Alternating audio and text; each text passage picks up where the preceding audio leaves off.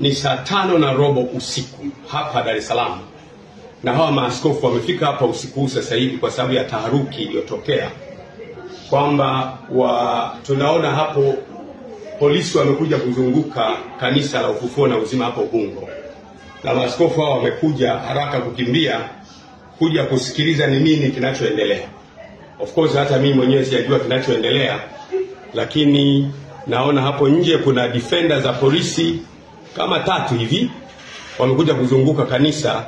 Hatujajua nini kinaendelea. Kwa hiyo tunataka maaskofu wenzetu wote na wachungaji wetu wote na waumini wetu wote mjue kwamba usiku huu saa 5 sasa hivi tarehe ngapi leo?